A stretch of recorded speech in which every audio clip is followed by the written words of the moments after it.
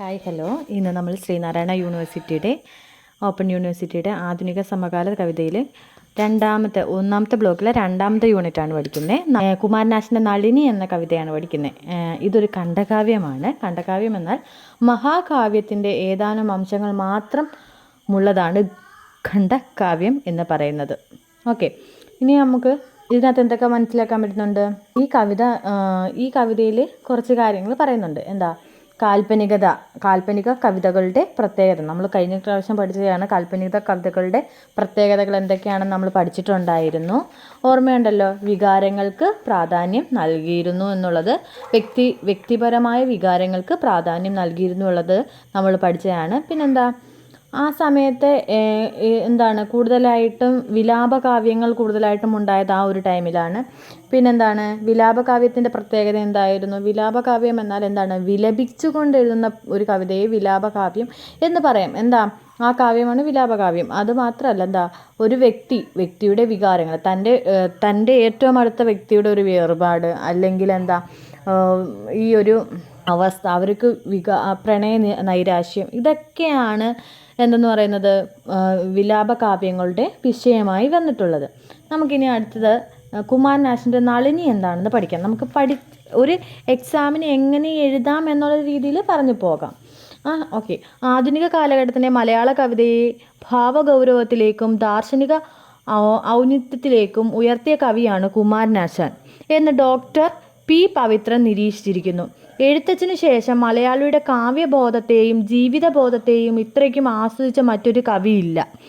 Okay, ഇനി ആശാനും മലയാള സാഹിത്യവും എന്ന കൃതിയിൽ ആശാൻ ആത്മീയ കൃതിയിൽ ഹൈന്ദവ ദർശനത്തെക്കാൾ ബൗദ്ധ ദർശനത്തിനാണ് പ്രാധാന്യം നൽകിയിരിക്കുന്നതെന്ന് EMS നമ്പൂതിരിപ്പാട് നിരീക്ഷിക്കുന്നു.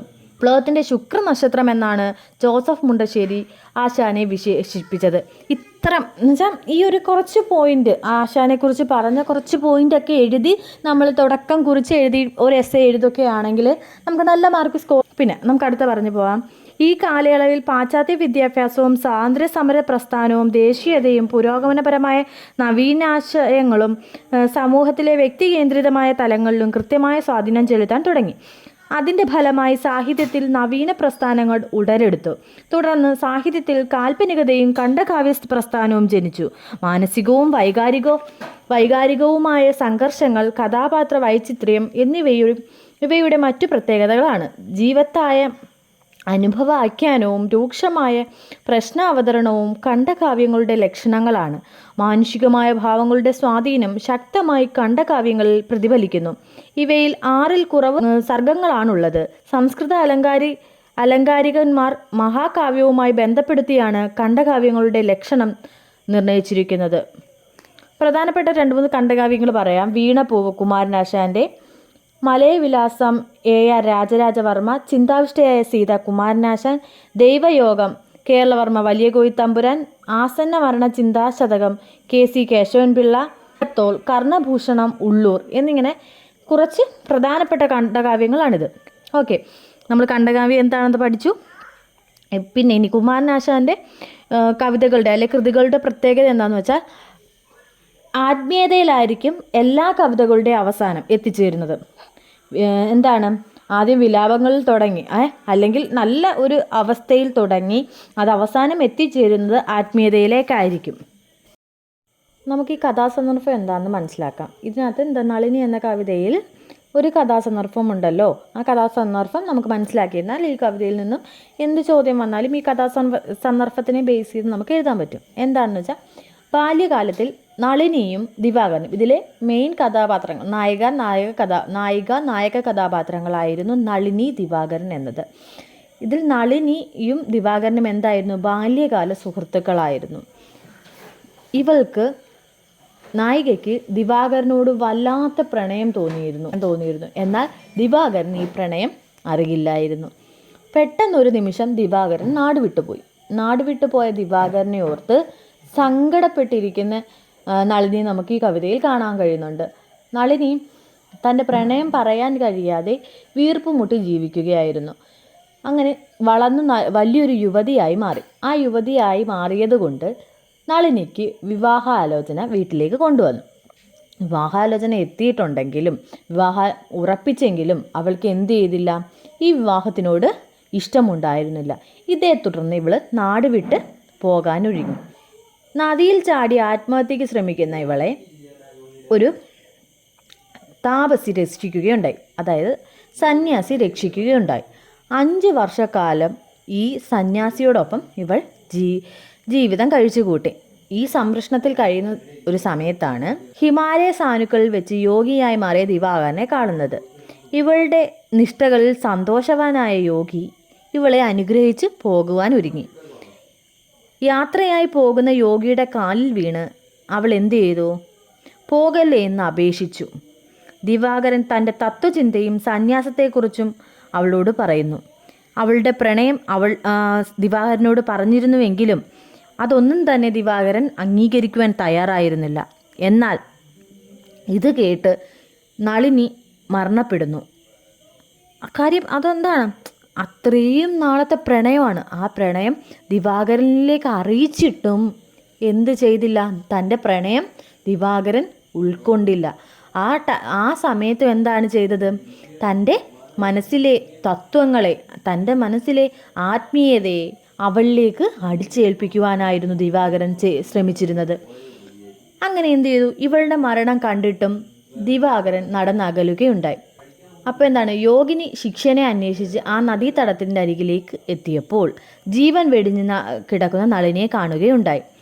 നളിനിയുടെ പേരിൽ നെടുവീർപ്പെടുകയും ചെയ്യുന്നുണ്ട് യോഗിനി. യോഗിനി എന്ത് ചെയ്തു? ദിവാകരനെയും ചേർത്ത് അവളുടെ സംസ്കാരം ഒക്കെ നടത്തി. യോഗിനി എന്ത് ചെയ്തു? ദിവാകരനെ വിളിച്ചു വരുത്തിയിട്ട് എന്ത് ചെയ്തു? അവളുടെ സംസ്കാരങ്ങൾ നടത്തി. ഒട്ടും തന്നെ ദിവാകരൻ എന്തില്ലായിരുന്നു? നളിനി മരണപ്പെട്ടതിൽ സങ്കടമോ കാര്യങ്ങളോ ഒന്നും തന്നെയില്ല. ഒരു കുറ്റബോധമോ കാര്യങ്ങളോ ഒന്നും തന്നെയില്ല. കാര്യം എന്താണ്? തൻ്റെ തത്വങ്ങളിൽ തൻ്റെ ആത്മീയത അവളിലേക്ക് അറിയിക്കുവാൻ തനിക്ക് കഴിഞ്ഞിരുന്നു എന്നാണ് അദ്ദേഹം ചിന്തിച്ചിരുന്നത്. ദിവാകരൻ പിന്നീട് തൻ്റെ സന്യാസ ജീവിതത്തിന് ലോകത്തിൽ നന്മയേകുന്ന രീതിയിൽ കാര്യങ്ങളൊക്കെ ചെയ്യുവാനാണ് തീരുമാനിക്കുന്നത്. അതുകൊണ്ട് അവിടെ കവിത അവസാനിക്കുകയും ഇങ്ങനെ എന്നുവെച്ചാൽ തൻ്റെ ജീവിതം സന്യാസത്തിലേക്ക് തന്നെയാണെന്ന് ദിവാകരൻ തീരുമാനിക്കുന്നു. അവിടെ കവിത അവസാനിക്കുകയും ചെയ്യുന്നുണ്ട്. ഓക്കെ, ഇത്രയാണ് കവിതയിൽ പറയുന്ന കാര്യങ്ങൾ. ഇത്രയും വലിയൊരു കവിതയാണ്. ഈ കവിതയിലെ വരികൾ അത്യാവശ്യം എല്ലാം നോട്ട് ചെയ്ത് വെച്ചിരിക്കുക. കാര്യം എന്താണ്? പല ഭാഗത്തും അനോട്ടേഷൻ വരുന്നത് ഈ കവിതകളിൽ നിന്ന് വരാറുണ്ട്. അപ്പോൾ ഈ കവിതയിലെ വരികളെല്ലാം തന്നെ ഒന്ന് വായിച്ച് വെച്ചിരിക്കുക. ഓക്കെ, ഞാൻ പറഞ്ഞത് മനസ്സിലായെന്ന് ഞാൻ വിശ്വസിക്കുന്നുണ്ട്. എന്തെങ്കിലും മനസ്സിലായ്മ ആകുന്നില്ല എന്നുണ്ടെങ്കിൽ എന്നോട് ഒന്നും കൂടെ കമൻ്റ് ഇട്ടോ അല്ലാതെ ഒന്ന് അറിയിച്ചിരുന്നാൽ മതി. പ്രധാനപ്പെട്ട കുറച്ച് വരികൾ ഞാൻ പറയാം. 34-ാമത്തെ പേജിൽ വരികൾ 3 പറഞ്ഞു കൊടുത്തേക്കുന്നതിനകത്ത് ആ വരിക്കകത്ത് കുറച്ച് കാര്യങ്ങൾ പറയുന്നുണ്ട്. അതിനകത്ത് പറയുന്നത്, ഇതിനകത്ത് എന്ത് ചോദിച്ചാലും നളിനി ദിവാകരനെ കണ്ടുമുട്ടുന്ന ആ ഒരു കാര്യങ്ങളാണ് ഈ വരികൾ കൊടുത്തേക്കുന്നത്. പ്രണയഭാവങ്ങളൊന്നും തന്നെ ഉണ്ടായില്ല. ദിവാകരനെ കണ്ടുമുട്ടിയപ്പോൾ എന്താണ്? ഈ പ്രണയഭാവങ്ങളൊന്നും തന്നെ ദിവാകരനിൽ കണ്ടെത്തുവാൻ അവൾക്ക് കഴിഞ്ഞില്ല. എന്നാൽ നളിനിയിലെ മാറ്റങ്ങൾ വരുന്നുണ്ടായിരുന്നു. ദിവാകരൻ അവളെ തിരിച്ചറിഞ്ഞില്ല. ദിവാകരനെ അവൾ തിരിച്ചറിഞ്ഞിരുന്നുവെങ്കിലും എന്ത് ചെയ്തില്ല? ദിവാകരൻ അവളെ തിരിച്ചറിയാൻ കഴിഞ്ഞിരുന്നില്ല. സന്യാസം സ്വീകരിച്ചിട്ടുണ്ടെങ്കിലും എൻ്റെ മനസ്സിൽ ദിവാകരനാണെന്ന് അവൾ എന്ത് ചെയ്യുന്നുണ്ട്? അവനോട് പറയുന്നുണ്ട്. ചെറിയ പ്രായത്തിൽ കണ്ടതിനാൽ വളർന്നത് കൊണ്ട് മനസ്സിലാകുന്നില്ല എന്ന് ദിവാകരൻ പറയുന്നുണ്ട്. അതായത് അവൾക്കത് മനസ്സിലാകാൻ കാര്യം എന്താണ്? ദിവാകരൻ അത്രത്തോളം അവളുടെ മനസ്സിൽ ആഴത്തിൽ പതിഞ്ഞിട്ടുണ്ട്. എന്തുകൊണ്ടാണ് ദിവാകരൻ അത്രത്തോളം മാറ്റം സംഭവിച്ചിട്ടും അവൾക്ക് തിരിച്ചറിയാൻ കഴിഞ്ഞത്? എന്നാൽ ദിവാകരൻ ഒന്നും തന്നെ അവളോടില്ലായിരുന്നു. ഒരു വികാരങ്ങളോ കാര്യങ്ങളോ ദിവാകരന് അവളോട് ഇല്ലായിരുന്നു. അതിനാൽ എന്തില്ല? അവളെ തിരിച്ചറിയാനുള്ളൊരു കഴിവ് ഒരു ഇതുപോലും കഴിഞ്ഞില്ല. ഒരു നിമിഷം പോലും അവളെ തിരിച്ചറിയാൻ അദ്ദേഹത്തിന് കഴിഞ്ഞിരുന്നില്ല. പ്രണയമുള്ള വ്യക്തികളെ ഏത് സമയവും സ്ഥലത്തും കണ്ടുമുട്ടിയെങ്കിൽ അത് മനസ്സിലാക്കാൻ കഴിയുമെന്ന സൂക്ഷ്മമായ കണ്ണുകളാണ് സ്ത്രീകൾക്കെന്ന് പറയുന്നുണ്ട്. പ്രണയമുള്ള വ്യക്തികളെ എന്നുവെച്ചാൽ തനിക്ക് ആരോടാണോ പ്രണയമുള്ളത് ആ വ്യക്തികളെ ഏത് സമയത്തും ഏത് സ്ഥലത്ത് വെച്ച് കണ്ടാലും അത് മനസ്സിലാക്കാനുള്ളൊരു സൂക്ഷ്മമായ കണ്ണുകൾ സ്ത്രീകൾക്കുണ്ടാകുമെന്നാണ് ആര് പറയുന്നത്? ദിവാകരൻ പറയുന്നത്. 38-ാമത്തെ പേജിലും തൻ്റെ കുട്ടിക്കാലത്തെക്കുറിച്ച് പറയുന്നുണ്ട്. ദിവാകരൻ നളിനിയും തമ്മിലുള്ള കുട്ടിക്കാലത്തെക്കുറിച്ച് പറയുന്ന കുറച്ച് വരികളുണ്ട്. അപ്പോൾ അതും ഒന്ന് നോട്ട് ചെയ്ത് വെക്കാം.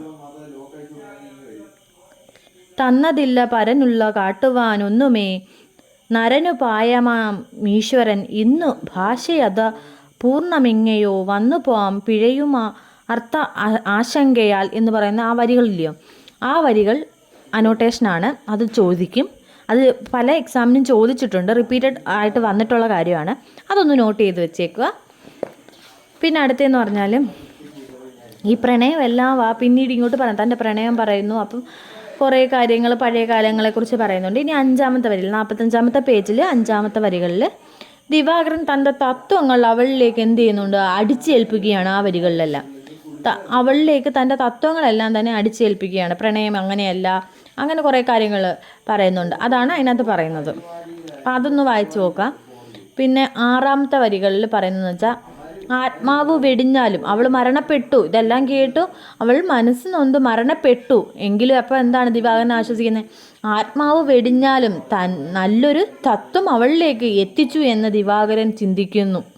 ഓക്കെ, നളിനിക്ക് മോക്ഷം കിട്ടിയെന്നാണ് കവി പറയുന്നത്. ഇപ്പം തൻ്റെ പ്രണയം ഇത്രയും നാളും താൻ സൂക്ഷിച്ചു വെച്ചിരുന്ന പ്രണയം ദിവാകരനെ അറിയിച്ചപ്പോഴാണ് അവൾക്ക് മോക്ഷം കിട്ടിയതെന്ന് ആര് പറയുന്നു, കവി പറയുന്നു. അപ്പോൾ കവിയുടെ കാര്യം മനസ്സിലായില്ലേ?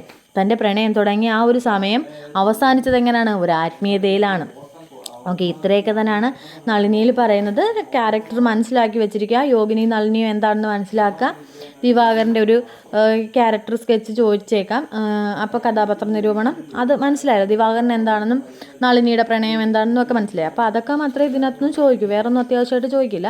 എസ്സേ ചോദിച്ചാലും 2 കവിതകൾ തമ്മിൽ, കാൽപ്പനിക കവിതയും പിന്നെന്താണ് ആധുനിക കവിതയും തമ്മിലുള്ള വ്യത്യാസങ്ങളോ അല്ലെങ്കിൽ അതിൽ കുറച്ച് കാര്യങ്ങളൊക്കെ ആയിട്ടേ ചോദിക്കത്തുള്ളൂ. ഇത് വളരെ പെട്ടെന്ന് മനസ്സിലായെന്ന് ഞാൻ വിശ്വസിക്കുന്നു. അങ്ങനെയാണെങ്കിൽ എന്തെങ്കിലും ഡൗട്ട് ഉണ്ടെങ്കിൽ എനിക്ക് ഇതിനകത്തുനിന്ന് കമൻറ്റ് ഇട്ടിരുന്നാൽ മതി. Okay, thank you.